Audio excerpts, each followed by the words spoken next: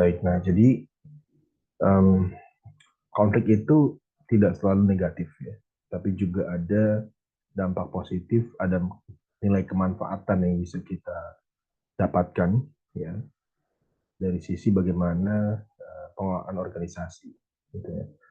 Ya, jadi kita bisa mengambil poin nih ya dari konflik yang ada, bagaimana merubah masalah, merubah konflik justru menjadi inovasi atau perubahan yang lebih baik. Oke, kemudian yang kelima, konflik juga bisa meningkatkan kinerja dan keaktifan. Ya, jadi dengan ada satu kendala permasalahan gitu ya, komplain sama itu kan memicu kita untuk menjadi lebih baik gitu kan, sehingga performa kita juga harus terus meningkat.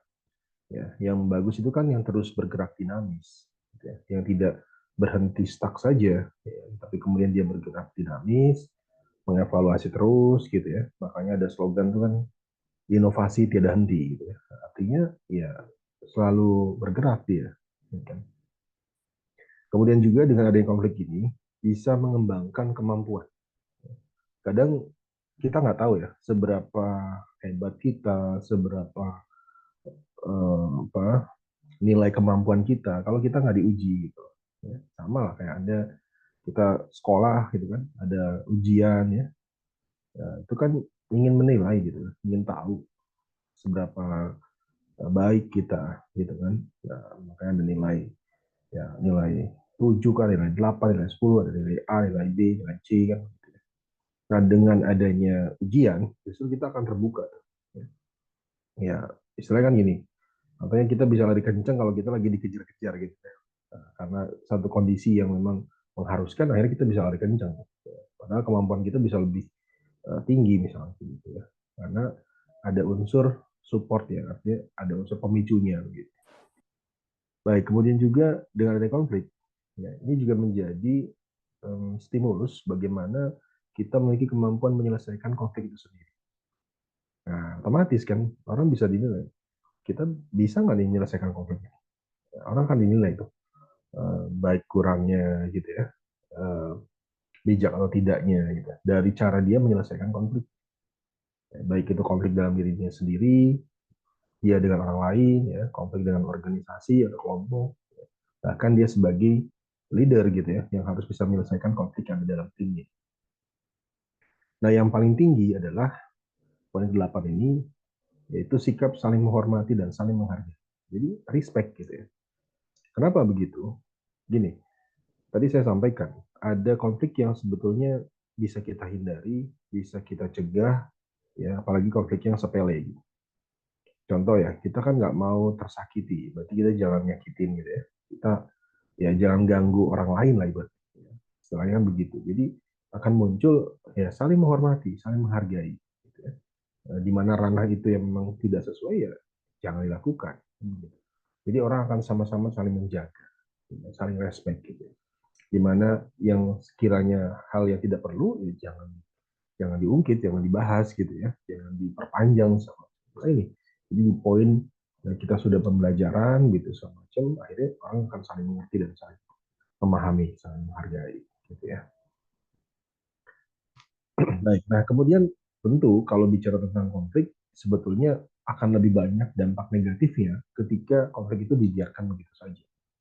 Dampaknya bisa secara langsung maupun tidak langsung. Ya, secara langsung apa yang kita bisa rasakan?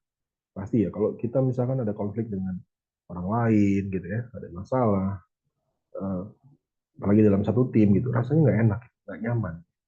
Pasti akan terjadi tercipta suatu kondisi lingkungan pekerjaan yang kurang kondusif. Kita mau ngomong apa nggak enak, mau lewat miskin nggak enak, ya serba salah gitu. Ya kan? Nah itu mempengaruhi kan.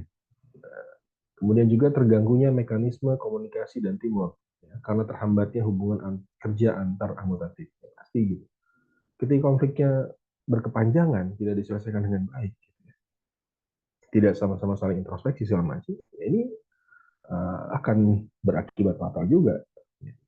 Saya pernah sampaikan bahwa saat ini tidak ada pekerjaan yang kita bisa lakukan sendiri. Ya. Bahkan kalaupun ada, rasanya nanti kan pasti juga ada akan berkaitan dengan uh, orang lain gitu ya. ya. Kita menghasilkan sesuatu, ya nanti akan berkaitan dengan orang lain. Jadi kita nggak bisa berhenti dengan kita hidup sendiri kan gitu. Ya. Nah ini jadi dampak secara negatif secara langsungnya akan muncul. Ya. Beberapa penelitian, dan nanti Anda bisa ya, penelitian tesis ya, dari sekarang sudah mulai merencanakan kira-kira nanti penelitiannya apa, gitu. Boleh aja. Saya coba membahas ini. Banyak hal penelitian berkaitan dengan performa gitu ya, di rumah sakit gitu ya. Nah, misalkan kinerja dikaitkan dengan beberapa faktor secara teorinya begitu ya. Kemudian kita buat konsep. Bicara tentang performa, kinerja kan macam-macam ya. Yang mempengaruhi gitu kan. Baik mungkin bicara tentang bagaimana pendidikannya, pengetahuannya, ya, kompetensinya, mungkin juga secara usia, ya masa kerja ataupun pendidikan, pengetahuan, gitu ya. Kemudian insentif mungkin ya yang didapatkan, ya, bagaimana salary segala macamnya. Tapi juga ada poin di mana dinilai atau diukur lingkungan kerja, ya, kenyamanannya. Jadi nggak hanya diukur beban kerjanya, tapi juga diukur bagaimana lingkungan kerja. Lingkungan kerja apakah merasa nyaman atau tidak. Banyak hasil-hasil penelitian ya mahasiswa itu menghasilkan begini. Jadi faktor yang paling dominan adalah bukan dari insentif, tapi justru dari kenyamanan lingkungan kerja. Jadi ketika ditanya dalam kuesioner, ya, ketika misalkan insentifnya belum sesuai dengan ekspektasinya, misalkan saya tuh berharapnya 100 misalnya dapat, tapi mungkin baru dapatnya 50 atau 60 misalnya.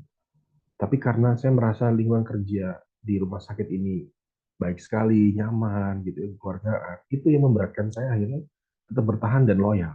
Nah, jadi ternyata lingkungan kerja itu sangat berpengaruh besar. Orang kadang eh, memperhitungkan gitu, ketika saya beralih ke pekerjaan yang lain, oke mungkin secara income akan naik sekian persen, tapi apakah menjadi jaminan lingkungannya akan juga nyaman? Ya belum tentu kan bisa begitu. Nah jadi ini makanya kenapa ya, banyak katakanlah penelitian gitu ya, secara insentifnya mungkin belum sesuai ekspektasinya, tetapi masa kerjanya tinggi gitu ya, loyal semuanya. Ternyata di sisi lingkungan kerja, bagaimana seorang leader juga kuncinya dia bisa menghasilkan atau menghidupkan suasana pekerjaan yang baik gitu ya. Oke, kemudian dampak negatif secara tidak langsung pasti ya akan terjadi tata kerja dan pengelolaan manajemen yang tidak efektif dan efisien.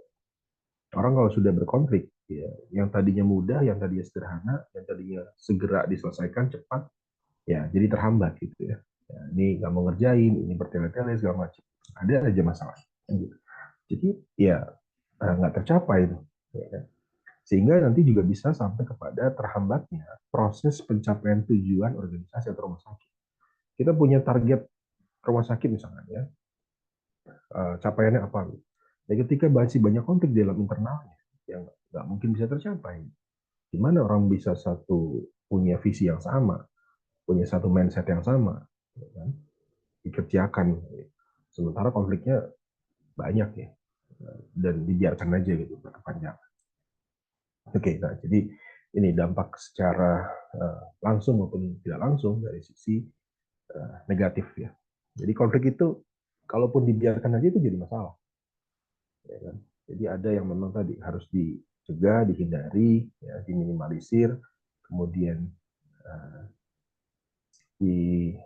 dijalani begitu ya, ditindaklanjuti, tapi kemudian dengan tata cara yang baik. Nah, kemudian apa solusinya? Jadi kita harus bagaimana? Ya, apakah kita bisa menghilangkan perbedaan dari sekian banyak kita ini? Ya, di rumah sakit kan tadi banyak bedanya gitu. Karakteristiknya beda, beragam, profesinya bermacam-macam, ya, pendidikannya juga bermacam-macam, pengetahuannya bermacam-macam.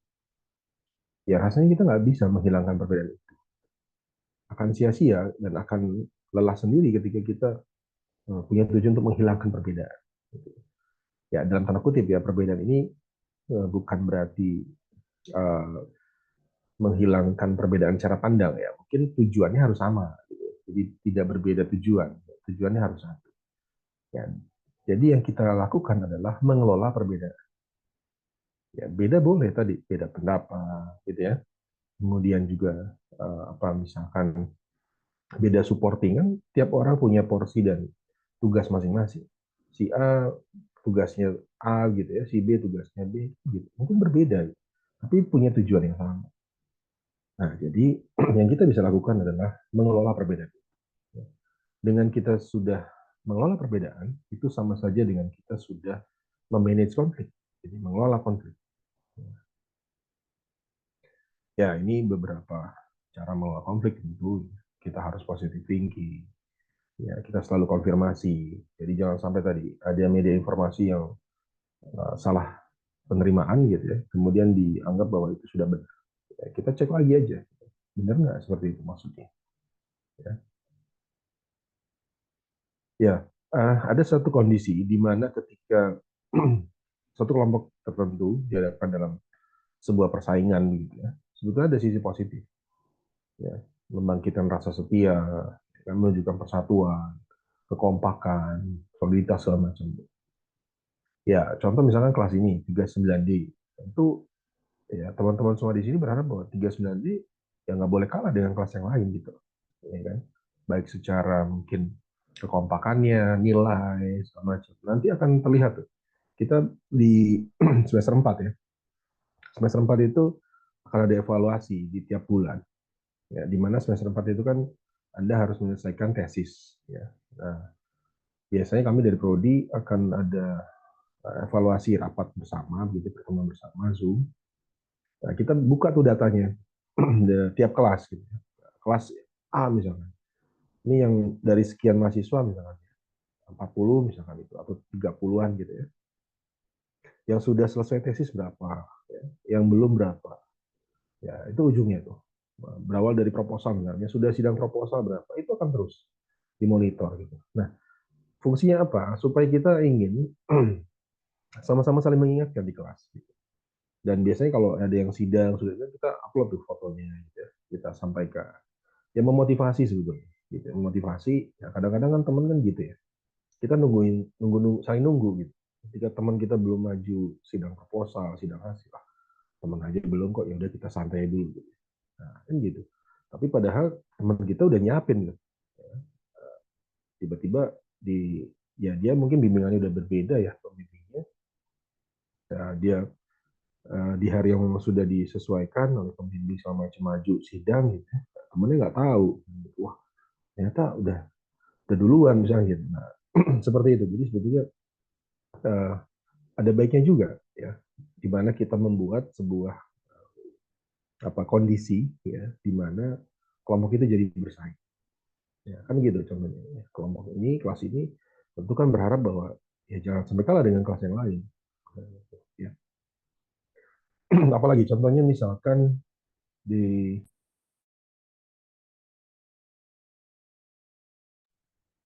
ya di pertandingan bola misalkan. Ya, ini mohon maaf misalkan supporter kadang-kadang kan juga ya baik ya sebetulnya gitu. Cuman kan ada yang kelewat batas gitu ya, meluapkannya. Ya misalkan nih supporternya kadang beradu gitu. Ini pertandingan antara apa Persija lawan Persib gitu kan. Malah kadang-kadang pertandingan ini nggak boleh ada penonton gitu, nggak boleh ada supporter karena khawatir ya terjadi bentrokan.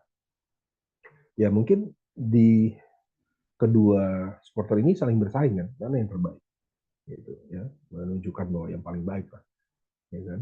Nah, tapi ketika ada pertandingan Indonesia melawan mana Filipina gitu ya, Indonesia melawan mana Iran misalnya begitu, ya bisa jadi yang tadinya apa bentrok gitu ya, yang beda klub bolanya, akhirnya kalau bicara satu negara ya sama gitu, kan jadi kompak lagi gitu ya. Nah, kadang-kadang kita diuji di situ, nilai kekuatan sebuah negara ya, gitu kan, dilihat juga tuh pada saat ya mungkin ya pada saat pertandingannya sama macam itu mempersatukan kan gitu ya.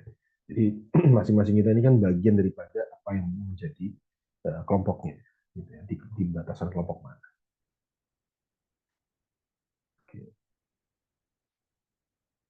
Nah ini adalah rancangan rekayasa untuk memperkecil konflik meminimalisir terjadinya konflik. Ya. Yang pertama, pengikutsertaan dalam merancang tujuan. Ya, jadi kalau bisa di awal kita mau punya tujuan apa, visi apa gitu ya. Ya, memang penetapan visi, misi, tujuan, nilai, sasaran itu kan harus dikembangkan oleh semua stakeholder ya. Apalagi misalkan kita bisa uh, mengumpulkan ide-ide dari semua pihak, gitu, ya. Sehingga ada rasa memiliki, ya, pengikutsertaan dalam merancang tujuan apa sih gitu. Ya, kemudian kalau memang kita sudah tahu bahwa dua pihak ini akan menjadi atau misalkan berpotensi adanya konflik, ya, ya mungkin kita pisahkan dulu, kita atur dulu gitu. Jadi jangan langsung dibenturkan, tapi kita buat masing-masing berpikir dulu apa ya ini pendapatnya bagaimana yang terbaik, ini bagaimana pendapat yang terbaik, kan seperti itu, gitu ya. Kemudian membuat daftar persepsi. Nah, jadi ya ide-ide pendapat udah kita kumpulin aja dulu. Bisa jadi bagus-bagus semua. Gitu. Kadang kita jangan melihat dari siapa ya, tapi apa yang disampaikan. Walaupun itu dari katakanlah mungkin kita ya di mungkin agak kita nggak anggap gitu ya, tapi bisa jadi muncul ide-ide baik. Ya, kemudian setelah ada daftar data persepsi pendapatnya, kita bahas bersama. Ya, ya bisa jadi misalnya gini, pendapat kita belum disetujui misalnya, bukan berarti kita pendapatnya salah atau nggak bagus. Mungkin belum cocok untuk saat ini. Ya, mungkin teman-teman yang lain pemahamannya belum sampai ke sana. Ya nggak apa-apa, kita terimanya dulu. Gitu. Ya. Jadi kita cerna dan kita analisis bersama. Ya. Sampai kepada penjajakan dan tujuan bersama, ya udah. Kalau sudah ditetapkan, ya kita harus komitmen. Jadi jangan sampai kalau usulan kita nggak diterima, kemudian kita nggak mau melaksanakan. Ya kan nggak bisa juga. Ya sudah, kita harus komitmen. Ya. Sampai kepada nomor 7, manajemen tata hubungan. Ini kita evaluasi. Oh, ternyata kemarin alternatif yang dilakukan, kita evaluasi ternyata belum optimal. Gitu. Sehingga ya kita bahas lagi nih, mana yang harus dilaksanakan. Kan bisa begitu. Jadi akan menjadi terus siklusnya. Ya, ada evaluasi, ada perbaikan. Ya, jadi konflik juga, dalam manajemen konflik itu, ada konflik yang kita bisa cegah, kita hindari, kita kurangi dampaknya, kita minimalisir resikonya, dan harus kita selesaikan. Nah, cara menyelesaikannya macam-macam. Ada yang menyelesaikan segera gitu ya, ada yang bertahap dan sebagainya. Ya ini nanti saya kira bisa di ini aja ya. Bagaimana misalnya ketika cara mencegah ya. Dari hal yang sederhana sih sebenarnya. Ya. Tadi saya bilang mungkin ya dengan teman gitu kan, mungkin biasa lah kalau kita ngobrol segala macam gitu. Tapi kan kadang-kadang ada di mana momen teman kita yang udah biasa kita ajak bercanda, di momen hari itu dia lagi ada masalah. Ya, akhirnya tersulut lah semacam. Ya, jadi ya udahlah kita harus hindari yang hal-hal semacam itu misalnya gitu. Khawatirnya ya kita harus lihat kondisi teman kita gimana. Kalau mungkin lagi biasa-biasa aja, oke okay lah ya. Tapi kalau rasanya udah agak berbeda, mungkin bisa jadi ada masalah. Nah itu kadang-kadang konflik itu kan dari hal yang kecil. Ya, jadi hindari kesalahpahaman ya. Benefit, manfaat, ya kalau bisa disampaikan. Artinya orang akan lebih jelas ya. Ya, adil itu bukan berarti sama rata, tapi sesuai dengan porsinya. Ya, Anda menjadi direktur rumah sakit, tentu porsi Anda akan lebih besar. Tapi tanggung jawab, tugas Anda, beban Anda juga lebih besar. Harusnya kan seperti itu. Nah, kemudian tim supporting, ya mungkin akan menerima, oke, saya bagiannya hanya segini, karena tugas saya, tanggung jawab saya tidak lebih besar dibandingkan dengan direktur rumah sakit. Ya. Baik, kemudian menghindari ya, penerapan exit strategi. Jadi, kalau perlu kita, ini rasanya akan jadi konflik, ya udah, kita hindarin aja. Ya, kita bisa perhitungkan daripada dampaknya kita lakukan malah lebih parah. Nah, kemudian ada konflik yang memang kita nggak bisa hindari, kita nggak bisa cegah, itu bisa terjadi. Tapi yang kita bisa lakukan hanya bisa mengurangi dampak, kita minimalisir. Ya, ya mungkin skalanya kita perkecil gitu ya, atau kemudian ya segera ditangani supaya tidak tadi melebar dan meluas. Ya, ini penjelasan konfliknya. Ya, Nah, kemudian kalau ada dua kata, Anda diharapkan dengan dua kata seperti itu. Ada pimpinan atau pemimpin. Kira-kira Anda memilih yang mana? Anda menjadi pimpinan atau pemimpin? Dua kata yang hampir sama sebetulnya, tapi bisa jadi memberikan punya makna yang berbeda. Anda lebih pilih mana?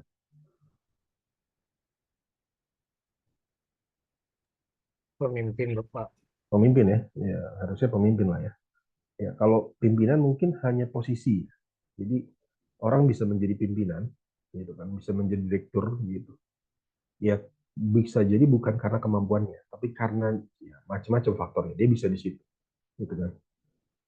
Tapi kalau kita sudah melabeli bahwa diri kita adalah sebagai pemimpin, rasanya akan melekat di situ bagaimana tanggung jawab, ya, kemudian juga kemampuan kita yang harus juga mensupport gitu kan seperti itu. Nah jadi ya harusnya makanya kenapa kita bicara tentang leadership gitu atau leader, karena ini kita ke arah pemimpin bukan hanya menjadi pimpinan.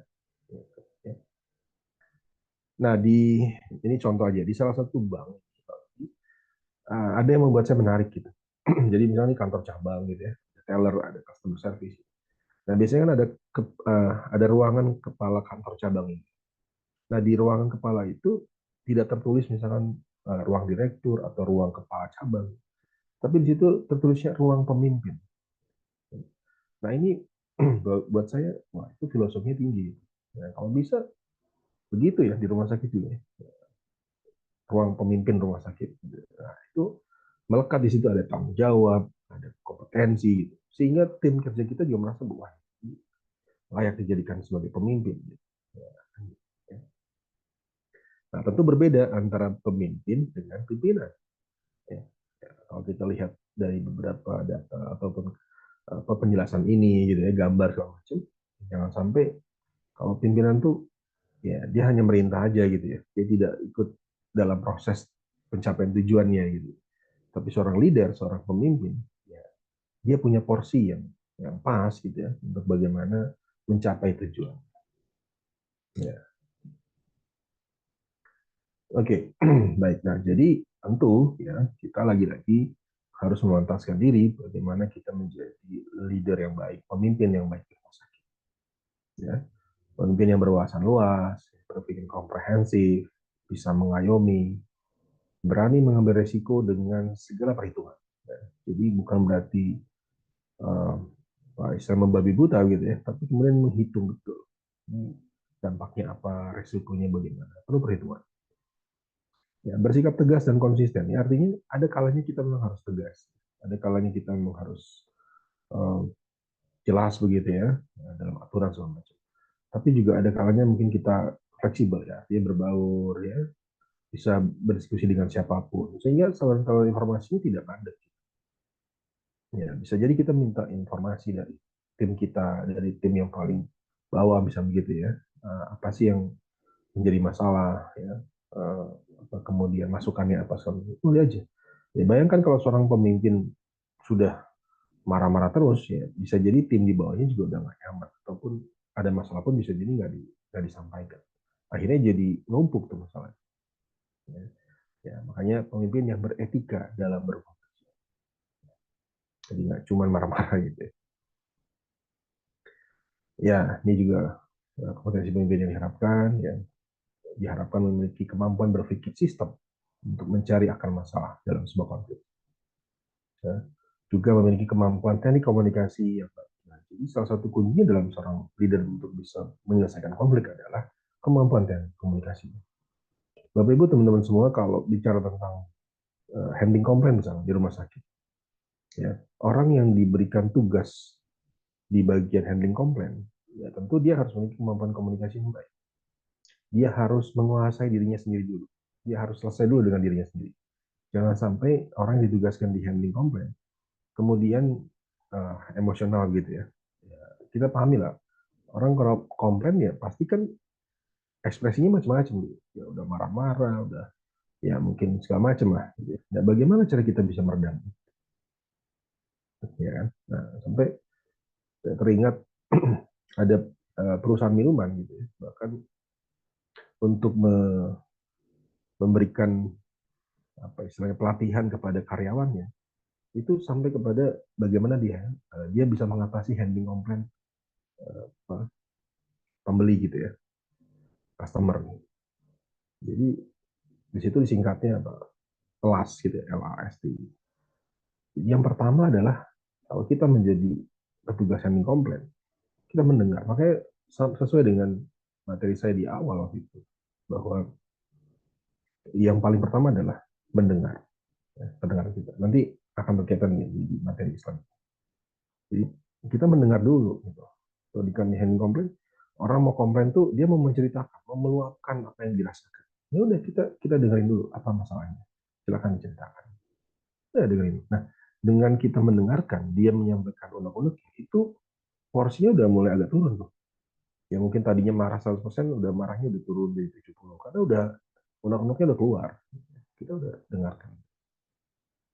Kemudian ya kita telah kalau dalam penyampaian yang disampaikan itu memang ada hal yang memang salah ya dalam manajemen kita sakit, ya jangan segan-segan untuk kita minta maaf.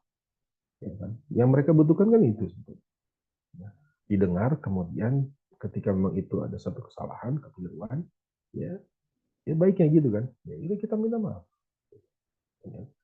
Ya, jadi apologize gitu ya. Kita bermohon maaf ya, ayat tadi. Ya. Nah, kemudian apa tindak lanjutnya? Ya.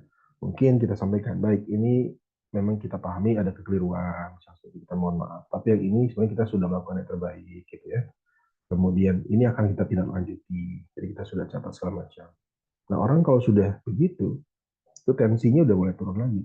Oh berarti ada tindak apa? Ada itikat baik gitu ya. Tindakan seperti apa? Apalagi sampai kepada kita ada tindak lanjut nyata begitu ya, implementasinya gitu. Wah, itu orang pasti akan lebih respect lagi. Wah, ini benar nih, ada langsung perbaikan. Ya, seperti itu. Oke. Ya, kemudian juga seorang leader harus memiliki kemampuan teknik negosiasi. Ya, karena dalam proses konflik ini kan juga diperkuat dari sisi bagaimana dia bisa menjadi penengah yang baik, ya, pihak ketiga yang baik. Ya. Kemudian ketika dia menjadi mewakili gitu ya institusi kita atau tim kita, dia bisa negosiasi yang baik. Kemudian memiliki kemampuan mempengaruhi. Artinya mempengaruhi ini adalah motivasi, mengajak, mengarahkan. Baik, ini tadi ada konflik yang kita bisa cegah, kita redam, ya, kita hindari, kita selesaikan, dan kita kurangi dampak. Ini ada beberapa metode penyelesaian konflik. Ya. Ada dominasi atau penekanan, ya. Kemudian kompromi, pemecahan masalah integratif, ya, semacam. Nah ini kalau dominasi atau kekerasan, ya, ini biasanya apa, istilahnya ada yang benar, ada yang kalah, ada yang salah, ada yang benar. Ya. Kemudian juga meredakan, menenangkan, ya, memakan ketidaksepahaman. Kemudian juga ada kompromi jalan tengah, kita pisah dulu. Ya. Kalau udah jelasnya ada dua pihak yang berkonflik, ya, sebaiknya kita pisah dulu biar sama-sama jernih pikirannya. Jangan langsung diadu lah ibaratnya, jangan langsung dihadapkan di satu kondisi yang sama, mungkin waktu itu belum pas misalnya. Kemudian juga ada arbitrasi, peran orang ketiga tadi sebagai penengah. Nah, kalau kita sebagai leader yang baik, ya, ketika ada tim kita yang berseteru, misalnya, tentu kalau tadi kita dipandang independen, ya, tidak memihak, kita berkompeten, orang akan percaya. Ya. Baik, kemudian juga ada pemecahan masalah integratif, ya, konsensus, ada konfrontasi, sampai kepada bagaimana menentukan tujuan. Ini strategi manajemen konfliknya. Ya, tentu ada pengenalan situasi, kita telah dulu ini sebabnya kenapa. Ya, kenapa bisa terjadi konflik? Masalahnya apa? Ya, kita cek, kita usaha, kita analisa. Setelah itu baru kita sepakati apa yang harus dilakukan, diperbaiki, solusinya bagaimana. Nah, setelah itu kan ya solusi disepakati, komitmen, tapi dilaksanakan, jangan sampai tidak. Ya, jadi kita harus cek juga apakah sudah dilaksanakan. Kemudian siklus lagi dievaluasi, ya, mana yang sudah dilakukan dengan baik, mana yang belum. Nah, ini juga ada beberapa tipe pengelolaan konflik, ya. Ada avoiding, ada accommodating, ada compromising, macam-macam. Ya, jadi ada yang menghindari terjadi konflik, ada yang mengakomodasi pendapat. Udah, karena masing-masing punya pendapat apa, ya udah kita kumpulin dulu. Ada yang kompromi, ya, eh, negosiasi lah, ibaratnya gitu ya, masalah solusi gitu ya, dikompromikan gitu. Kemudian juga ada kompetinya. Biasanya kalau ini ya sudah kita bersaing aja. Ya, kita buktikan mana yang benar, mana yang salah. Ya, kalau kita di pihak yang benar, kita merasa data kita sesuai, ya kalau kita diajak atau diarahkan ke kompetisi ya nggak apa-apa. Gitu. Nah, kita bisa ukur kan. Tapi kalau kita merasa belum yakin dan apalagi kita, wah kayaknya kita yang salah. Kalau dibawa ke arah competing ya, ya jangan ya, harusnya kan gitu ya. Nah, jadi kita harus uh, sesuaikan dulu. Gitu. Ya kemudian kolaborasi ini hampir sama dengan tadi akomodasi gitu ya. Jadi uh, mengumpulkan lah, mensinergikan, ya, menghargai kepentingan semuanya, ya, jadi menghasilkan win-win solution. Dan juga ada model mix, jadi perpaduan antara beberapa model tadi atau tipe tadi. Kadang-kadang juga bisa ya dalam menyelesaikan konflik itu macamnya faktor kan banyak. Jadi ada yang oh ini karena situasinya begini, kondisinya begini, kebutuhan seperti ini sehingga cocoknya harus begini. Ya macam-macam. Jadi memang tentu case kan berbeda-beda. Ya, nanti tinggal kita analisa bersama nih. Ini ada kasus begini, ya, harusnya bagaimana. Nah, gaya kepemimpinan juga macam-macam. Ketika ada pertanyaan, gaya kepemimpinan yang seperti apa sih yang baik? Apakah yang otoriter itu yang paling baik, misalnya? Atau yang demokratis itu yang paling baik? Ya, nah, kita bahas nih. Ya, ada otokratik, paternalistik, karismatik, demokratik, ya. Atau juga ada yang mix tadi, disesuaikan dengan kebutuhan situasi kondisi. Ada kalanya pemimpin itu harus dia terkesan otoriter ya, dalam tanda kutip otoriter itu untuk menegaskan bahwa ketika ada sebuah aturan kebijakan ya harus dijalani. Ya, bagi siapa yang melanggar ya tentu ada konsekuensinya. Ya mungkin di titik itu harus agak terlihat seperti otoriter, jadi nggak lemah. Ya. Tapi ada momen di mana dia juga bisa demokratis, dia bisa membuka ruang masukan dari semua pihak. Ya. Oke, nah ini juga tadi sama, strategi manajemen konflik ada menghindar, akomodasi, ya. Ada kompetisi, kompromi. Ya. Nah, alternatif solusinya bagaimana? Ya, bisa kolaborasi, win-win solution, ya, bisa kompromi, kemudian juga bisa mengakomodasi.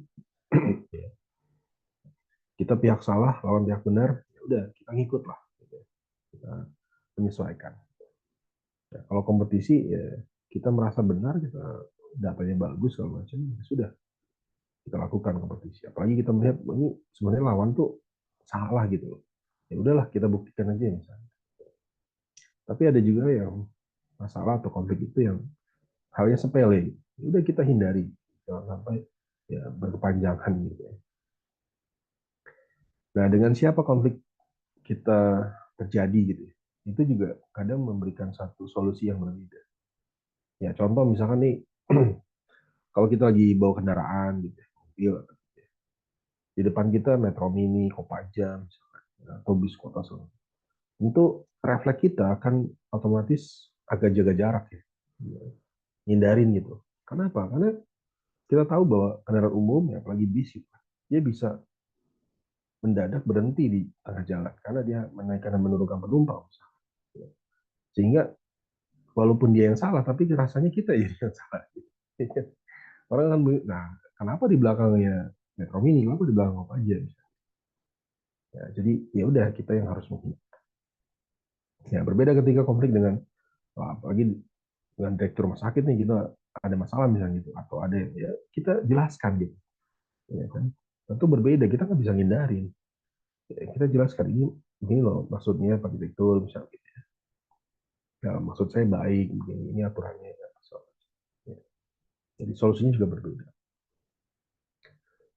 Ya, jadi dengan konflik, hidup akan lebih bermakna. Memberikan tanda bahwa kita masih hidup. Dan kita juga harus bisa lebih bijak. Manajemen konflik yang baik dapat menjadikan persaingan yang sehat. Nah, jadi kita harus membawa ke arah kompetitor yang baik, gitu ya, persaingan yang sehat. Yang kompetitor itu bukan hanya dengan rumah sakit lain, dengan tim lain, satu tim, gitu ya. Ya, oke lah. Sama kayak di kelas ini, gitu. Semua kan berlomba-lomba untuk ya nilai terbaik lah. Ya, tapi penting bagus-bagus aja. Gitu. Persaingan sehat ya. Ya, dari Sun Tzu ya. Sun Tzu bilang, ya gunakan keteraturan, kita harus teratur, kita harus tenang. Ya, jadi the art of war.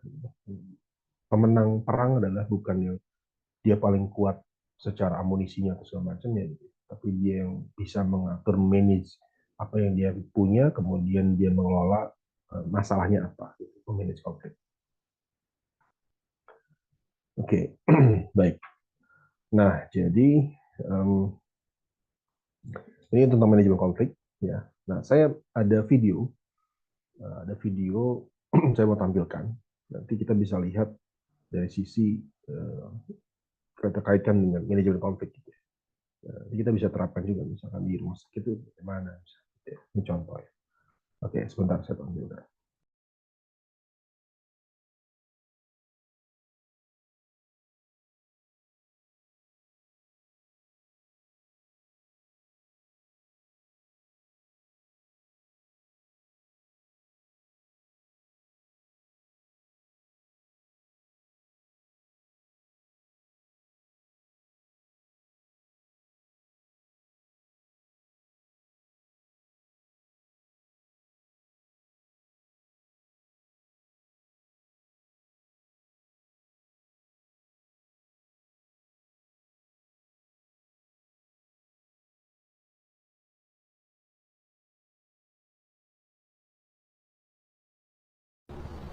Ini gambaran pria idaman zaman sekarang. Tapi kenyataan berkata lain buat saya. Saya Iksan, dan saya hanyalah seorang supir. Saya baru terima email. Sudah 1 tahun saya bekerja di keluarga ini. Dan banyak kisah yang muncul di setiap perjalanan saya. Jadi tahu.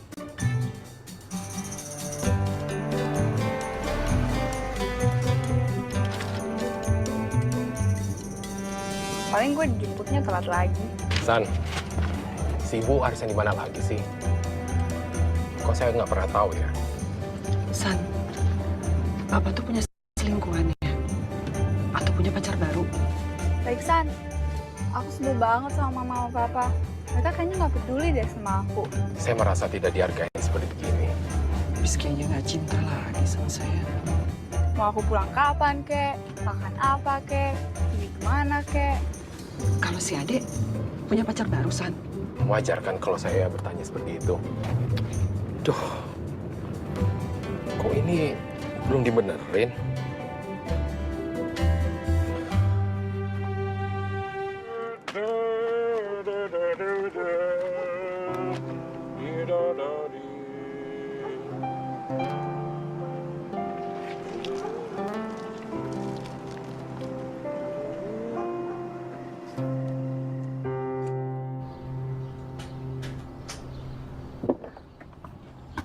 Ayo jalan, San. Baik, Pak.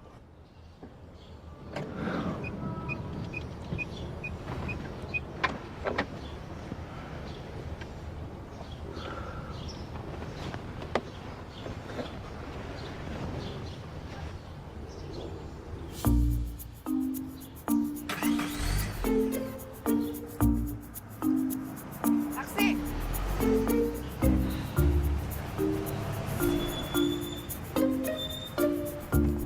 Bu, San, kamu ngapain kesini? tadi Bapak yang suruh saya jemput Ibu.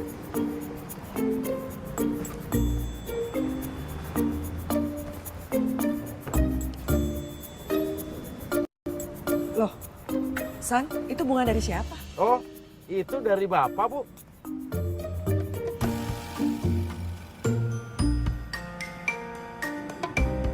Baik, San. Kok tumben on time? Iya, tadi Bapak telepon, suruh jemput. Itu dari Ibu, katanya buat adik.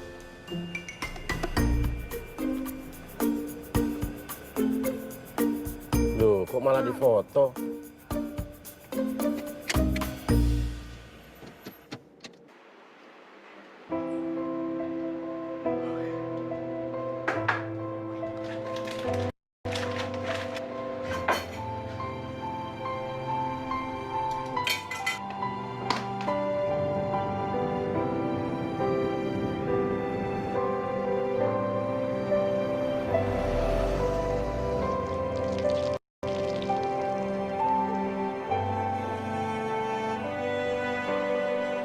Buat saya, merubah hal kecil akan membawa perubahan yang besar tanpa melihat siapa kita.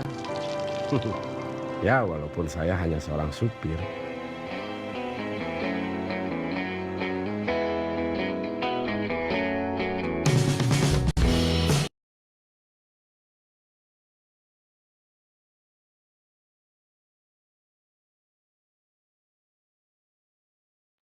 Ya, baik. Bagaimana makna dari video tadi? Ada yang mau menyampaikan? Silakan.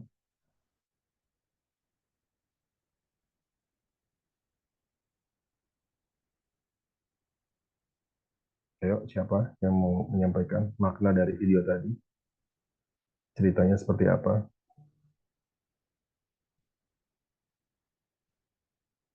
Pak Bu Ana, silakan. Gimana pendapatnya? Baik Pak, mungkin pesan dari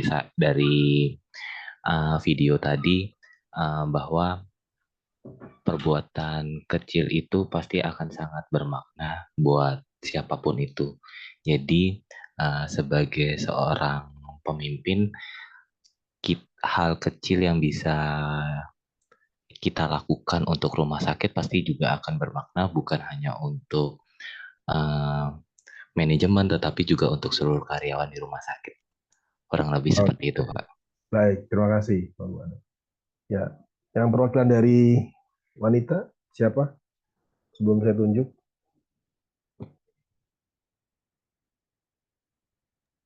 Rizkiana, gimana? Izin Pak, Ya, sebenarnya sama dengan Dokter Buana Pak. Jadi memang perubahan sekecil apapun akan berdampak besar di lingkungan sekitar seperti itu. Apalagi perubahan yang baik seperti itu nanti akan walaupun sekecil itu, tapi dampaknya akan besar bagi lingkungan sekitar seperti itu Pak. oke, baik. Hal kecil dan dilakukan oleh orang yang kadang terlupakan oleh kita ya. Tadi kan dalam keluarga gitu kan, yang menjadi penghubung adalah sopirnya gitu kan. Karena dia tahu nih sebenarnya baik semua nih, suaminya baik, istrinya baik, anaknya baik gitu ya. Cuma mungkin karena waktunya terbatas, sama-sama sibuk gitu ya, jadi nggak saling memperhatikan gitu ya. Sehingga ketika dipancing ini ada perhatian gitu ya, sehingga bisa selesai tuh solusinya, jadi bisa saling harmonis lagi gitu ya. Oke, baik. Makasih. Ya, jadi intinya saya mencontohkan supaya kita bisa tergambar gitu ya, kira-kira harus bagaimana gitu ya. Nah, ada satu video lagi boleh ya? Satu video lagi. Nah, ini menarik juga nih. Tentang implementasi lah katakanlah ya, proses kehidupan gitu ya. Sebentar, saya siapkan dulu.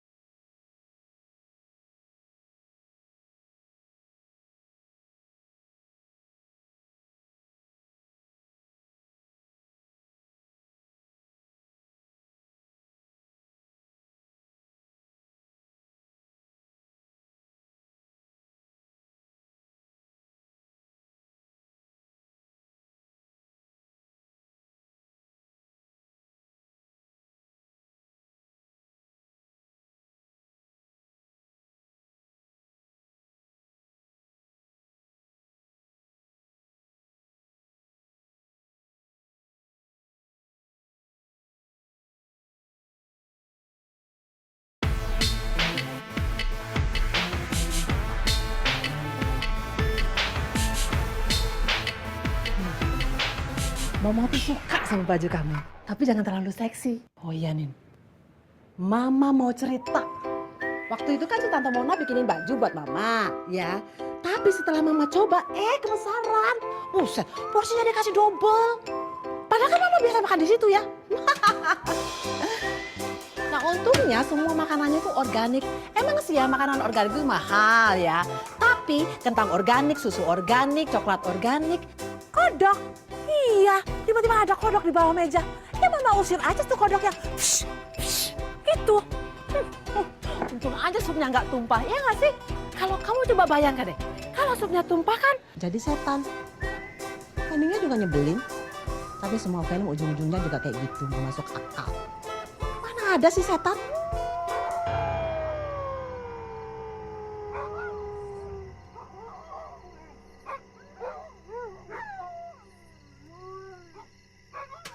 Pupuknya bagus, tanahnya juga subur. Pokoknya bagus deh di sana itu. Kapan-kapan kita harus ke sana. Apa hari ini aja? Nggak jadi deh, nggak jadi. Ini leher Mama kayaknya sakit gitu deh. Biasanya kalau udah begini mah malam mau turun hujan. Nin, kamu tuh sekali-sekali harus percaya tau nggak sama dukun santet, pemujaan setan, penculikan anak. Pokoknya serem-serem deh. Mama sekarang nggak mau lagi beli buku-buku yang aneh-aneh kayak gitu. Tuh, lihat tuh. Tuh nih tuh makanya ya, si Mama tuh kelihatan seneng ya, bahagia gitu kayaknya tuh belanja sama suami, sama anak. Bahagia banget kayaknya. Makanya mendingan kamu tuh ya menikah tuh umur.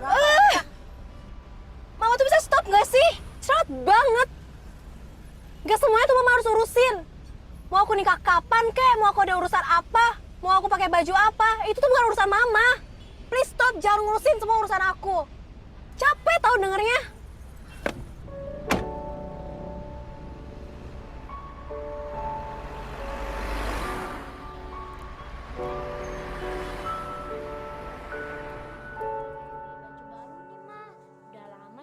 Beli baju baru. Terus kemarin ya Mas di lab sekolah masih kita disuruh potong kodok. Terus kodoknya tiba-tiba loncat. Aku langsung lari deh. Mah, itu apa sih Mah? Oh iya Mah, kemarin buku aku diambil sama si Johan. Mah, PR aku belum selesai nih. Iya. Mama, aku ngantrinya lama banget sih Mah. Aduh Mama, perut aku udah lapar nih, sakit. Mama. Ya, yang sabar ya. Di sini kita nonton Minions ya Mah. Kemarin aku filmnya lucu banget. Iya Mah. Mah. Mama.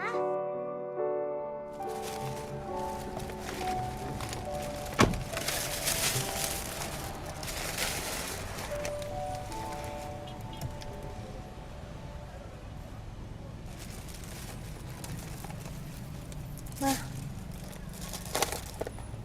ini tadi minta beliin coklat organik buat Mama.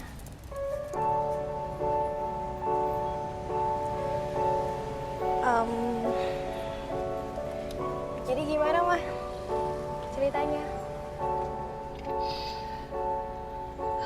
Mama tuh sebenarnya seneng loh belanja di sini. Barangnya tuh lengkap, semuanya ada. Kemarin tuh ya, Mama belanja di sini, semuanya dapat diskon. Teman-teman Mama semuanya ngajak ke sini. Udah yang kecil-kecil.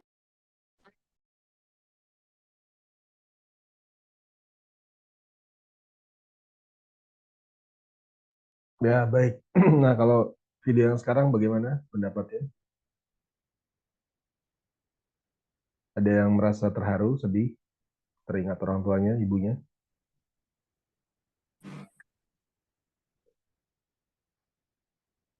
Mbak Ayunda gimana? Iya dok, sesuatu tuh berasa kehilangan, berasa berarti tuh kalau udah kehilangan sih sebenarnya. Masih ada ibu? Enggak. Oh, udah nggak ada. Iya, baik. Nah, tadi maknanya gimana tuh? Tadi kan ibunya mungkin hanya berdua ya, tinggal berdua di rumah gitu ya. Jadi apa-apa curhatnya ke anaknya gitu ya. Apa-apa semua diobrolinnya sama anaknya gitu kan. Karena kan siklus ya. Ditambah perempuan itu kan 20.000 kata setiap hari. Gitu ya, bener nggak? Jadi kan harus cerita, harus apa. Apalagi kalau nggak ada temennya ya. Lebih bahkan ya, lebih. 20.000 kata lebih ya. Itu baru rata-ratanya ya. Nah itu dia. Tadi mungkin anaknya kan merasa wah, papa ibunya semua diomongin gitu kan gitu. Tapi kemudian ketika ada satu kata ataupun kalimat yang mungkin agak menyinggung ya, tapi langsung dibalikin kan tadi, dihadapkan bahwa ada anak kecil kemudian selalu apapun ditanya ke ibunya gitu ya. Kita juga begitu kan. Pendidikan pertama adalah dari orang tua, dari ibu kita. Apapun kita tanyakan gitu ya, semua ditanya segala macam, tapi dengan sabar mungkin kita bisa menjelaskan atau menjawab. Nah, jadi siklusnya sama tuh. Dulu kita juga sering bertanya gitu ya. Mungkin ada kalanya sekarang orang tua kita yang bertanya ke kita. Oke, baik. Nah, video ini nanti akan berkaitan dengan materi saya selanjutnya. Ya, apa kita masih ada waktu kurang lebih 30 menit ya sebenarnya. Nah, materi saya berkaitan dengan komunikasi efektif gitu ya. Izin, Pak. Ya, boleh mau menanggapi. Apakah suara saya jelas, Pak? Jelas sekali. Ya.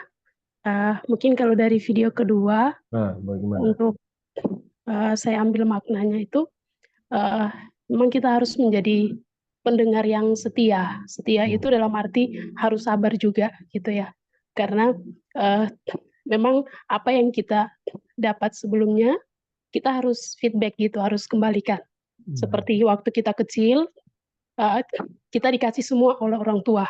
Perhatian, apa yang kita perlu gitu. Nah, ketika orang tua memerlukan apa sih, apa yang dia mau, itu pun kita harus beri dengan harus sabar mendengarkan.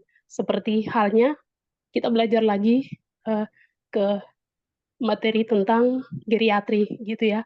Jadi di sini dia mengingatkan kita gitu bahwa ada feedback gitu. Masa kecil, masa remaja, dewasa, dan nanti kita menua. Seperti itu sih Bapak. Terima kasih. Oke, baik, setuju. Terima kasih Mbak Yana. Oke. Ya, saya kira kita sepakat ya semua ya. Baik, kita intinya bisa merefleksikan lah ya. Baik, nah kita lanjut dulu.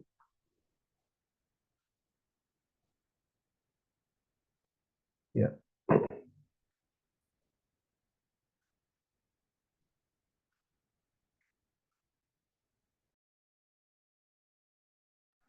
Nah, tadi kan ada berkaitan dengan proses komunikasi juga gitu ya. Karena ujung-ujungnya leader itu kan dia harus punya kemampuan komunikasi yang baik. Tadi misalkan bicara tentang manajemen konflik gitu ya, percakapan di lingkungan keluarga semacam kan salah satu poinnya adalah komunikasi. Ditambah juga kita dalam bekerja ya, tentu juga tidak terlepas dari proses komunikasi. Dan saya kira kita sepakati kemampuan saat ini salah satunya adalah yang harus kita perkuat dari sisi proses komunikasi. Ya.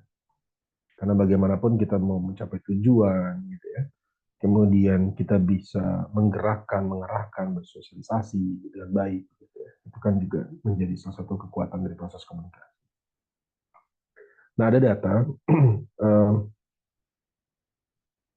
secara survei sebetulnya ini, ya, penelitian survei, pola perilaku atau pola komunikasi rata-rata orang ya, dulu dengan sekarang. Nah, dulunya ini tahun 90-an diwakili dengan belum masifnya teknologi informasi dan digitalisasi begitu ya. Dan dilakukan survei juga yang terkini ini di tahun 2021 sebetulnya masih dalam kondisi pandemi waktu itu. Ya. Ketika orang harus physical distancing ya, mengurangi mobilitas segala macam. Tapi bagaimana pola komunikasi? Nah, ini ditanyakan pada orang-orang yang rata-rata usia kerja, begitu ya. Ditanya aktivitas dari mulai bangun pagi sampai dengan istirahat tidur. Dari mulai dia mendengar, bicara, membaca, menulis, apa saja aktivitasnya dan diminta untuk mempresentasikan. Nah, jadi kalau kita lihat ya di tahun 90 dengan tahun 2001, porsi atau posisinya ini ada hal yang menarik, yaitu orang lebih rata-rata di mendengarkan. Itu di urutan pertama. Walaupun presentasinya bisa naik turun gitu ya, atau bisa berbeda tiap orang. Nah, ini mengindikasikan bahwa proses komunikasi yang pertama itu bukan berarti berawal dari kita bisa bicara yang baik atau bicara yang manis-manis, tidak. Tapi justru berawal dari kita harus menjadi pendengar yang baik. Nah, gitu. Ya. Jadi kalau kita hitung 24 jam atau katakanlah sama atau dikurangi dengan kita akses tidur gitu ya, kita akan lebih banyak mendengarkan sebenarnya gitu ya. Makanya kita menyerap informasi, mendapatkan. Orang bisa bicara baik, bisa menulis baik, gitu, bisa membaca dan menganalisa baik, itu kan berawal dari proses mendengar, menyerap. Ya. Kemudian di tahun 91, urutan kedua adalah bicara. Orang ketika menyuarakan pendapatnya, itu harus dengan bicara. Ya, speak up, gitu kan. Tapi berbeda dengan era sekarang, berbicara menjadi urutan ketiga. Kenapa? Apakah berbicaranya berkurang? Sebenarnya tidak. Tapi salurannya yang justru lebih banyak. Dulu orang menyuarakan pendapat hanya dengan bicara. Tapi sekarang ada istilah gini, dulu mulutmu harimaumu. Tapi sekarang juga jempolmu bisa jadi harimaumu. Kita bisa menyampaikan apapun di media sosial atau segala macam. Itu bagian daripada menyampaikan pendapat juga. Nah, sehingga sesuai menulis tadi ya. Menulis itu yang tadinya hanya 9% menjadi 14%. Karena medianya lebih banyak sekarang. Ya, menulis itu kalau dulu hanya tekstual, ya, pulpen, kemudian ada kertas, gitu ya, ada alat tulis. Sekarang digital itu juga bagian daripada menulis. Kita ngetik, kita balas WA, kita mengetik pekerjaan atau mengetik tugas, itu bagian daripada menulis. Nah, sehingga menulis walaupun di urutan keempat, tapi ada nilai yang naik, ya, persentase naik. Seperti itu. Begitu pula dengan membaca. Ya, jadi membaca dulu hanya tekstual. Kita baca buku, baca koran, gitu ya, hard copy gitu. Tapi sekarang membaca itu lebih banyak. Literasi membaca lebih banyak. Tapi disupport dengan digital. Bayangkan sehari-hari kita mungkin akan lebih banyak membaca. Membaca dalam hal apapun ya. Memang kalau dulu lebih banyak pengetahuan. Tapi kalau sekarang apapun kita bisa baca. Ya, di genggaman kita pakai laptop, pakai handphone, pakai apa segala macam, kita bisa searching apapun. Jadi membaca kita juga lebih banyak. Tiap hari kita buka grup WA gitu ya, di grup kelas, ada info apa, ada penjelasan apa, itu bagian daripada membaca. Jadi karena ada media informasi yang begitu masif begitu ya, sehingga pola komunikasi juga bisa berubah. Oke, nah ini tadi saya bilang, perempuan itu rata-rata harus mengeluarkan 20.000 kata tiap hari. Bahkan tadi ada menyatakan bisa lebih. Nah, oke, bisa seperti itu. Nah, sehingga harus kita pahami apa karakteristik unik berbeda antara perempuan dengan laki-laki. Nah, kita lihat dari cara wanita menyimak. Artinya begitu ekspresif. Ya. Seorang wanita atau perempuan, ketika dia sedang merasakan sesuatu, dia lagi sedih, marah, ya, gembira, takut, segala macam, itu akan bisa terlihat. Gitu. Begitu ekspresif. Kadang-kadang tidak bisa menyembunyikan apa yang sedang dirasakannya. Kadang-kadang seperti itu. Nah, berbeda dengan laki-laki, berbeda dengan pria. Raut wajah atau ekspresi laki-laki, pria itu cenderung akan datar. Dia mungkin akan terlihat di titik-titik awal apa yang dia rasakan. Ya, jadi ketika dia sedih, marah, gembira, ya, atau apa yang lagi dipikirkan, gitu, ya mungkin akan datar aja. Gitu. Contoh gini lah, ini jadi kadang menjadi masalah nih. Seorang istri ngasih hadiah, ya, surprise kepada suaminya, misalnya. Padahal nih hadiah yang memang disenengin nih sama suaminya. Tapi pada saat memberikan hadiah, ya, responnya dinilai oleh istrinya kok biasa-biasa aja ya, kayak nggak terlihat gembira, seneng gitu ya, atau apalah gitu ya. Nah ini yang jadi masalah. Jadi bukan berarti tidak senang dengan hadiah, tapi kembali lagi ya, ekspresi daripada laki-laki itu terbatas gitu. Ya dia mungkin seneng gitu, dia mungkin bahagia banget gitu kan, ya diperhatikan. Tapi kemudian di titik awal mungkin terlihat gitu, tapi kalau sudah mungkin detik ke-5, ke-10 ya udah netral lagi dia, ya udah datar lagi. Nah ini harus kita paham. Nah kenapa? Karena perbedaan otak laki-laki dan otak perempuan. Ya. Di wanita, mekanisme berbahasa menggunakan bagian depan otak kiri dan kanan. Jadi dua otak kanan dan kirinya digunakan pada proses komunikasi di wanita. Gitu ya. Sementara di pria itu mekanisme berbahasanya hanya menggunakan bagian otak kirinya saja. Jadi dia ya mungkin cukup ini aja gitu ya, sewajarnya cukup dan rasional aja. Jadi rasa ekspresif empatinya tidak muncul di situ. Tapi bukan berarti tidak memiliki perasaan itu, tapi tidak dimunculkan. Nah, wanita, otak wanita dalam keadaan istirahat, sedang istirahat tidur gitu ya. Tetapi 90% aktivitas elektriknya itu tetap hidup. Karena biasanya wanita masih memikirkan gitu, anak gimana gitu ya, besok apa yang kegiatannya itu biasanya akan lebih prepare gitu, dipikirkan. Tadi masakan udah dimatiin belum ya? Tadi apa? Ya kadang-kadang gitu ya. Jadi dia dalam kondisi istirahat pun, tapi pikirannya bisa hidup gitu ya, masih mikirin. Nah, berbeda dengan pria, dengan laki-laki. Ketika dia sedang istirahat, ya itu bisa betul-betul shutdown berarti gitu ya. 70% aktivitasnya mati gitu ya. Nah, sehingga biasanya perempuan akan lebih banyak membutuhkan waktu tidur dibandingkan laki-laki. Karena dia butuh agak lebih lama ya kalau perempuan. Karena tadi dia seolah tetap hidup gitu, mekanisme elektriknya. Ya, misalkan perempuan mungkin ya memang kan normatifnya kan 8 jam gitu istirahat. Tapi kita kayaknya agak sulit ya, apalagi banyak kerjaan segala macam aktivitas. Ya, mungkin 5 jam, 6 jam itu udah bagus. Ya, bahkan seorang laki-laki kadang ya begitu hanya 4 jam, 5 jam udah bisa lagi misalnya gitu ya, udah cukup lah untuk istirahat. Nah, kemudian wanita cenderung bisa multitasking. Ya. Jadi dia bisa mengerjakan banyak hal dalam satu waktu. Dia sambil masak kemudian bisa sambil nyetrika, sambil nyuci baju gitu ya. Dan semua pekerjaannya selesai. Ya, tidak ada yang katakanlah bermasalah gitu ya. Misalkan masak jadi gosong kah, setrikaan jadi kebakar misalnya gitu ya. Enggak, jadi dia bisa mengatur itu. Ya. Nah, berbeda dengan laki-laki. Laki-laki tidak diciptakan tidak apa istilahnya cocok gitu ya, tidak sesuai misalkan dia harus mengerjakan banyak hal dalam satu waktu. Laki-laki biasanya cenderung fokus gitu. Jadi ketika di hadapan matanya apa yang dikerjakan ya itu dulu.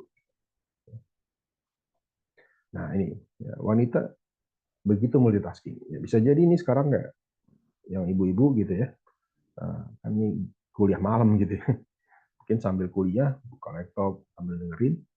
Ya bisa jadi sambil ngasuh anaknya gitu kan, sambil masak gitu, atau bahkan sambil nelfon curhat sama temennya, itu bisa dilakukan dan semuanya berjalan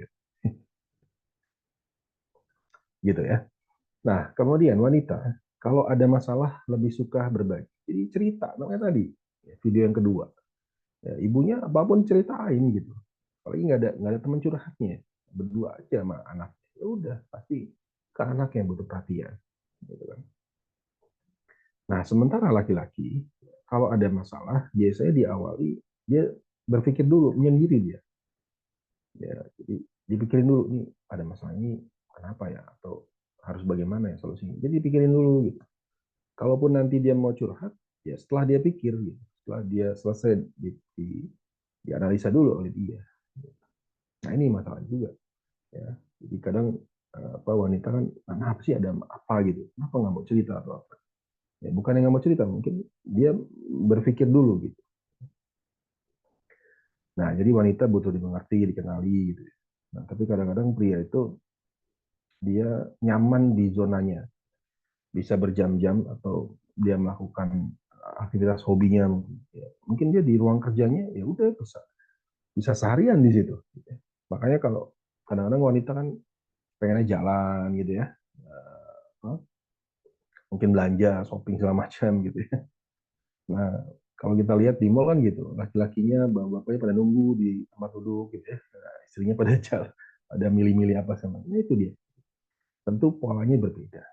Nah, ini harus pahami supaya tidak jadi masalah. Kemudian wanita ketika curhat sebetulnya hanya ingin didengar, tidak ingin ada timbal balik. Makanya tadi kayak ibunya, dia nyaman aja, dia ngomong aja semua. Walaupun anaknya nggak nimpalin gitu ya, ya udah nggak apa-apa, yang penting didengar. Wanita bila curhat hanya ingin disimak, didengar.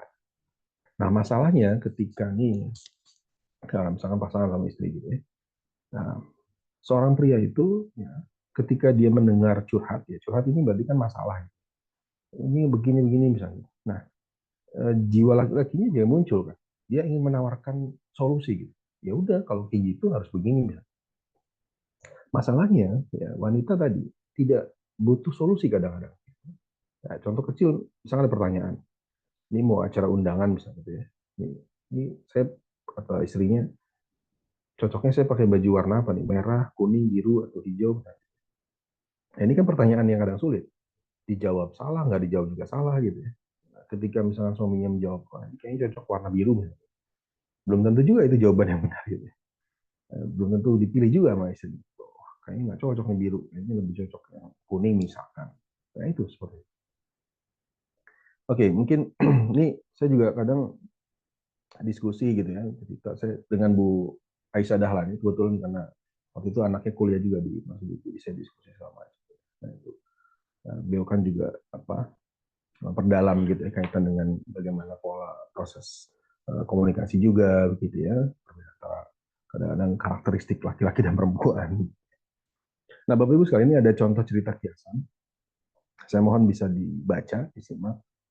Nah, tapi ini karena contoh cerita kiasan, jadi fiktif gitu ya. Sama kalau kita lagi nonton sinetron, FTV kan ada gini ya. Cerita ini hanya fiktif belaka. Jika ada kesamaan tempat kejadian, maka itu hanya kebetulan. Nah, jadi ini ada, saya disclaimer dulu. Ini contoh ceritanya, settingannya seperti, di sini ada yang bertugas di TNI, Polri ada ya? Ada yang ini. Nah, jadi saya mencontohkan, ya ini seperti jalur komando begitu ya. Ada sebuah perintah dari atas ke bawah. Oke, boleh ya. Ini tadi saya bilang ini contoh aja. Nah, pertama ini ada perintah dari kolonel kepada letnan kolonel di bawahnya. Nah, silakan dibaca, dipahami apa yang menjadi perintahnya.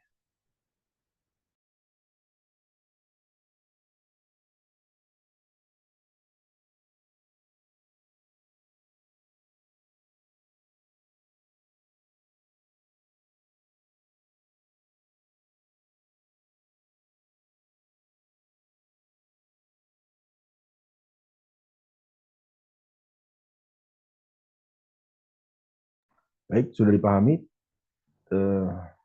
perintahnya, informasinya sudah ya. Baik, nah ini nomor satu. Kemudian, nah namanya perintah dia bisa turun ke bawah gitu. Kemudian perintah ini disampaikan lagi kepada tim di bawahnya. Ini nomor dua. Jadi tadi dari letnan kolonel kepada mayor. Nah, begini, bisa jadi karena ini waktunya terbatas, ya, kita nggak bisa ngerekam, nggak bisa nulis. Sementara informasinya kan agak banyak, kan bisa terjadi informasinya bisa tidak pas gitu ya. Nah, silakan dibaca kira-kira apa yang tidak pas.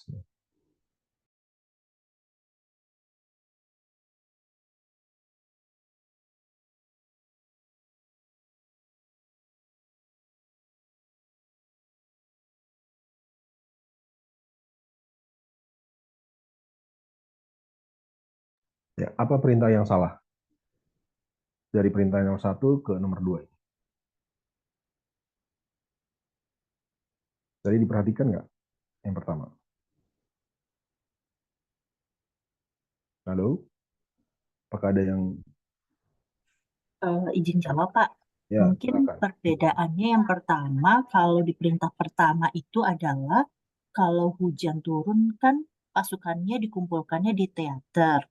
Kalau tidak hujan itu baru yang di distrik militer. Kalau ini kayaknya berbeda ya Pak dengan yang kedua. Berbeda ya.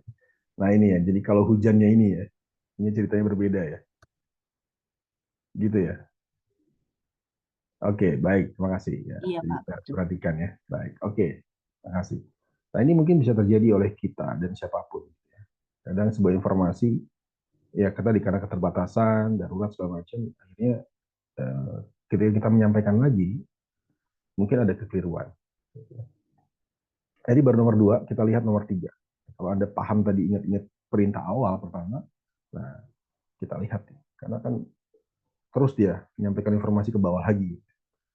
Nah, ini yang ketiga. Ya. Nah, dari mayor pada letnan. Silakan dibaca lagi.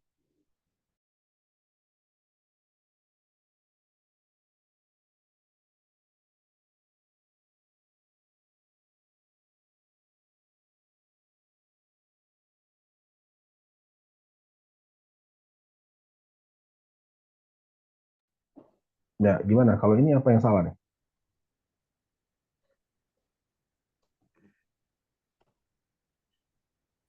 Perintah yang hanya diberikan 75 tahun. Ya, usianya berapa nih? Kadang kita pernah mungkin dihadapkan dengan satu perintah atau tugas gitu ya. Kemudian kita analisa perintah ini sebenarnya nggak mungkin gitu. Di luar logika gitu ya. Tapi kalau dicerna lagi ini kan perintah. Kalau nggak dilaksanakan salah gitu ya. Ya dilaksanakan juga kayaknya agak kurang pas. Tapi gimana? Ya kan? Bisa jadi seperti itu. Sehingga ya siap laksanakan di ke bawah misalnya gitu. Baik, kemudian ini baru ketiga ya. Nah, kemudian keempat kita lihat lagi.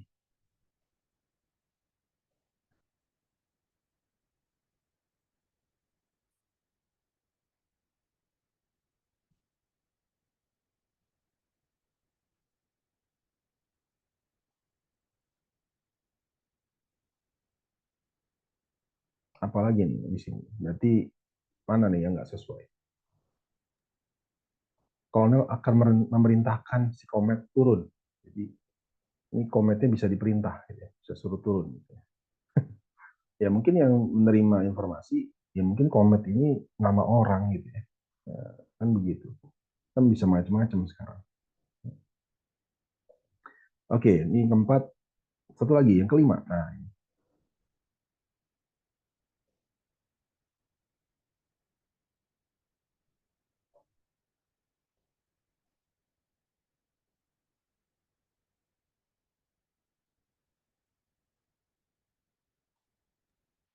Kometnya udah nggak ada ya, Pak? nah, kometnya kemana nih? Kometnya bilang akan mengendarai kometnya. Jadi kometnya dinaikin. Komet jadi kendaraan. Jadi kendaraan ya. Mungkin kalau sekarang kan ada kendaraan taktis tuh namanya kan macam Paung atau apa. Mungkin orang menerimanya bahwa wah ini komet bener nama mobil perang misalkan gitu ya atau kendaraan atau apa. Mungkin kan begitu ya. Oke, baik, ini contoh aja bahwa ya ini bisa terjadi oleh siapapun gitu ya, dan kita mungkin pernah mengalaminya. Di suatu kondisi yang darurat, yang serba terbatas, ada sebuah informasi kita sampaikan lagi ya karena saking agak banyak gitu ya. Dan mungkin ada yang keliru gitu menyampaikan. Nah, hari ini tugasnya kita skip dulu. Biasanya saya ngasih tugas, tapi ya sudah kita skip dulu. Tapi gini, tugasnya saya rubah. Anda kan mahasiswa ya, katakanlah gitu ya, kuliah. Jadi saya mohon ya mungkin di sekitar Anda atau ya di tas Anda di kertas kerja, saya mohon Anda mengambil kertas. Ya, selembar kertas saja cukup. Tolong siapkan kertas sekarang. Ya, kita coba langsung tugas nih. Tapi tugasnya exercise langsung kita kerjakan. Silakan ambil kertas dengan alat tulis, ya, pulpen, spidol, pensil boleh. Karena nanti hasil tugasnya Anda akan tunjukkan di kamera. Oke. Nah, kalau tidak ada kertas, kalau misalnya Anda punya perangkat yang misalkan handphone yang bisa dicoret-coret gitu, buat garis ya boleh aja. Silakan. Nanti kita akan tunjukkan di kamera. Oke. Silakan disiapkan.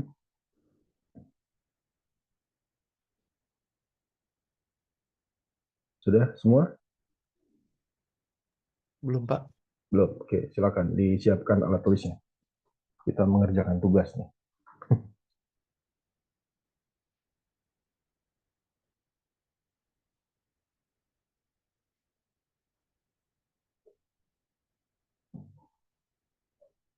Masih ada waktu 10 menit, ya saya kira cukup lah ya untuk kita selesaikan dengan tugas. Oke, sudah semua siap? Oke ya. Nah, di sini ada tugas yang harus Anda ikuti. Ada sebuah perintah, ada perintah yang harus Anda ikuti dan laksanakan. Nah, perintahnya ini nanti ada tulisan, Anda kerjakan dan Anda tulis di kertas Anda masing-masing. Oke? Nah, Siap ya? Baik, saya tidak akan bicara, menjelaskan gitu ya. Tapi Anda pahami dari perintah tulisan dan Anda kerjakan. Oke, kita lihat perintah yang pertama. Baca, kemudian laksanakan.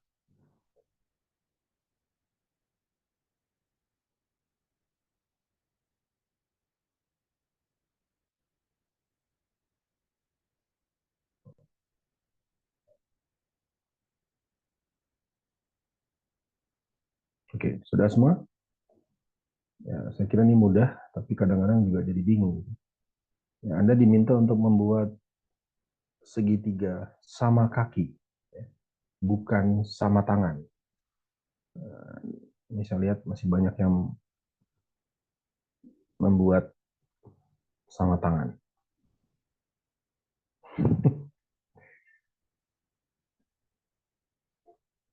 Oke, sudah? Ya. Nah, kita agak percepat nih.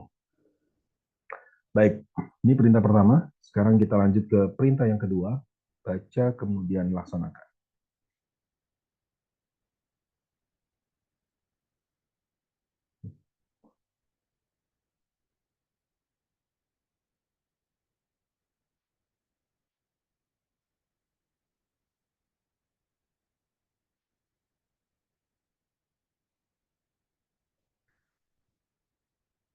Oke, Anda harus pastikan mana sebelah kiri, mana sebelah kanan. Ya, baru 2 perintah, tapi saya lihat ekspresinya sudah mulai bermacam-macam, terutama yang wanita. Jadi tadi sesuai dengan teori tadi bahwa wanita lebih ekspresif ya ketika lagi bingung, lagi khawatir mana yang benar gitu. Wajahnya udah terlihat. Oke, ini baru kedua, kita masih ada 10. Nah, jadi perlu ekstra hati-hati, tapi kemudian juga dikerjakan. Kemudian kita lihat perintah yang ketiga, baca dan laksanakan. Ini dia.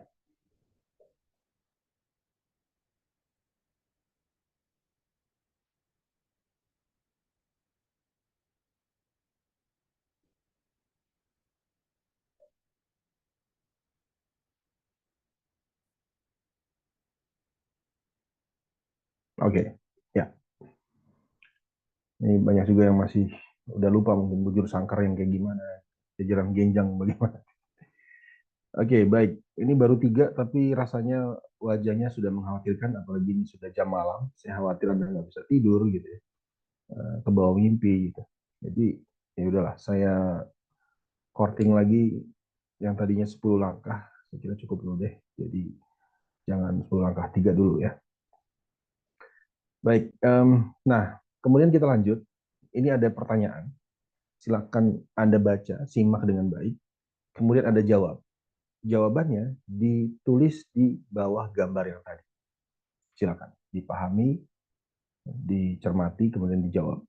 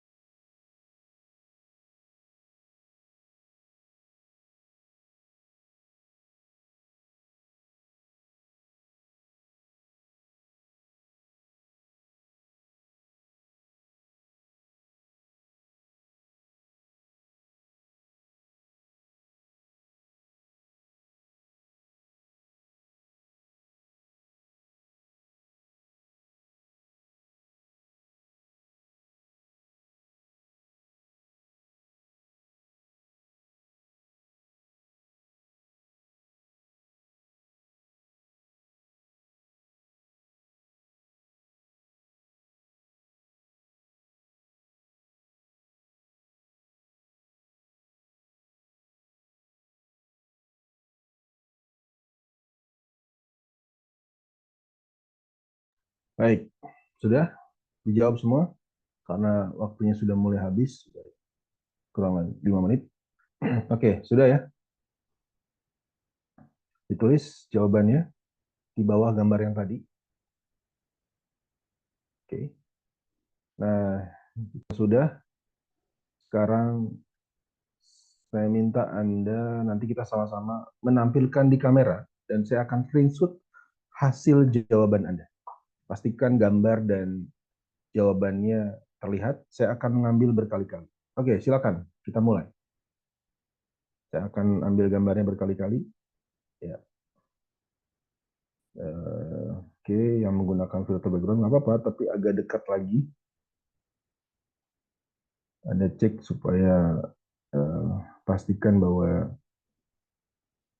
jawabannya terlihat dan saya bisa ambil gambar. Saya terus mengambil gambar. Beberapa sudah saya terlihat dan tentu sangat beragam hasilnya. Oke, terus saya masih ambil gambarnya. Yang salah adalah yang tidak mengerjakan dan tidak menampilkan gambarnya. Yang penting kita sudah berusaha. Oke. Dan sangat beragam. Ya. Oke, baik. Terima kasih. Cukup. Diturunkan lagi. Ya, dan ketawa semua jadinya karena melihat banyak yang macam-macam. Ya. Sangat beraneka ragam. Oke. Apakah penasaran dengan jawabannya? Iya, Pak. Iya, Pak. Yang terakhir, Pak. Oh, yang terakhir malah lebih penasaran deh. Hari Kamis ya, Pak. Kamis ya, Pak. Nah, kita buktikan bersama-sama. Oh, maksudnya hari ini. Oke, ya saya takutnya kalau nggak dipecahkan sekarang Anda nggak bisa tidur ya. Iya, Pak. Ya sudah, kita buktikan deh.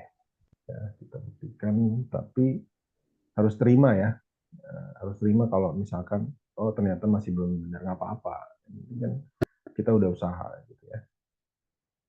Oke, baik. Yang pertama kita buktikan dulu yang gambar. Gambar yang benar itu yang seperti apa. Tadi baru 3 langkah gitu ya, 3 perintah, tapi kita udah mulai agak bingung juga gitu ya, sudah mulai ragu.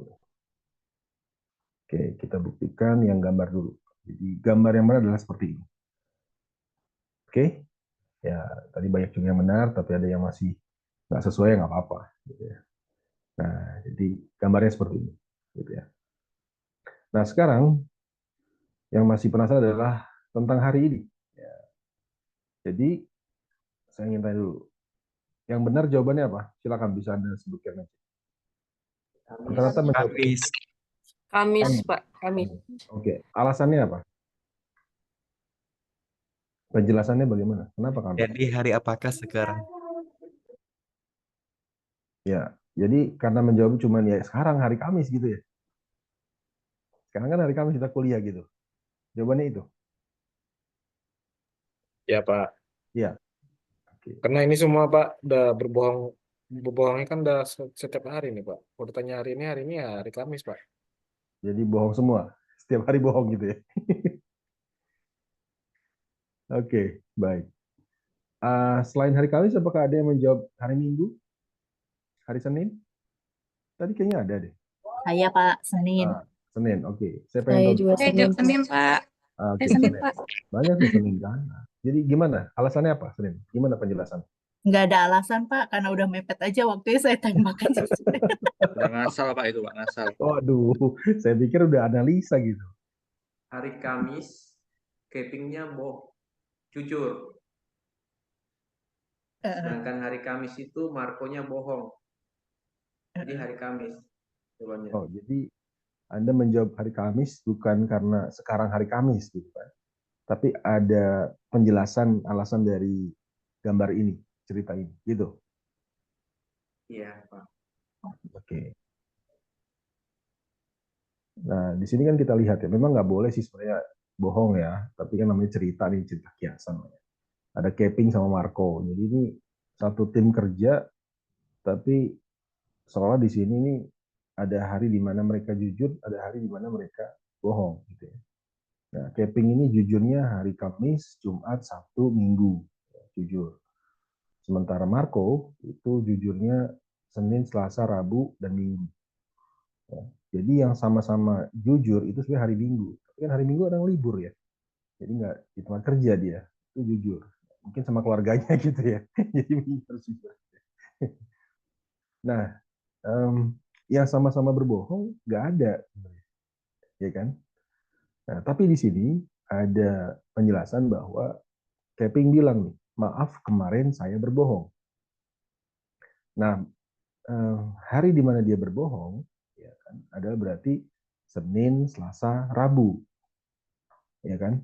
Si Keping ini kan, dia bilang maaf kemarin berarti kan sebelumnya kan.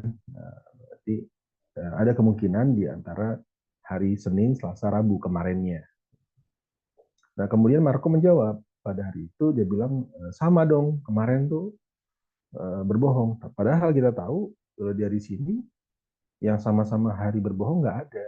Yang ada adalah sama-sama hari jujur. Nah, gitu kan. Berarti di antara kedua ini ya, ada yang bohong, ada yang jujur kan? Karena dia kan nggak ada yang sama-sama jujur, yang sama-sama bohong gitu.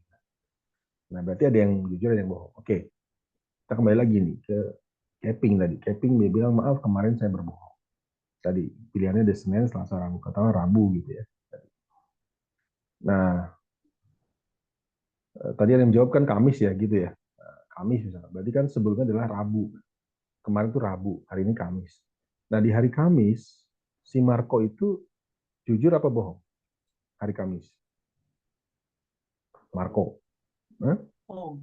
Bohong ya? Nah, jadi ketika si Marco bilang sama dong, itu dia lagi bohong.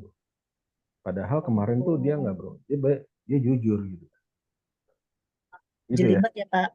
Jelimet ya. Nah, jadi gini, ini jawabannya. Nah, ini dia. Jadi hasil analisa berpikir, jawabannya adalah hari Kamis. Di mana Kepingnya jujur, tapi Marco-nya yang bohong. Gitu. Berarti kalau yang jawab karena hari ini kuliah hari Kamis, kalau kita kuliah hari Senin, jawabannya Kamis tetap kan Pak? Iya, hari Kamis. Jadi tadi makanya sengaja nih dibuat Anda kuliah hari Kamis, tapi saya pengen tahu nih jawab Kamis nih karena ngelihat hari ini aja atau karena di analisa begitu ya. Jawaban hoki, Pak. Jawaban hoki. Gitu. Kamis hari hoki. Jadi kalau ada ujian, Anda terbantu dengan Anda pas ujiannya hari Kamis. Gitu ya. Oke. Baik, saya kira pertemuan kita cukup dulu ya, nggak apa ya. Jadi, supaya nggak ngantuk lah ya. Ngantuk kemudian tadi saya bilang poinnya adalah kita bisa mengimplementasikan dari proses pembelajaran ini ya bicara tentang leadership tadi berbagai macam hal. Dan saya yakin Bapak Ibu sebenarnya sudah menerapkan itu. Tinggal ya kita flashback lagi, kita share lagi gitu, kita perkuat lagi, kita evaluasi. Kira-kira mana yang sudah baik, mana yang tidak, mana yang kita harus optimalkan gitu ya. Oke, terima kasih untuk malam hari ini. Kita foto lagi ya, boleh ya? Kita foto lagi, Bapak Ibu, teman-teman semua. Tapi saya yakin lah kelas ini aktif semuanya. Tapi nggak apa, kita foto lagi untuk melengkapi dokumen saya juga. Dan biasanya saya pada saat nanti ada rapat evaluasi di tingkat universitas, program studi pasca gitu ya, saya tampilkan tuh aktivitas kegiatan mahasiswa.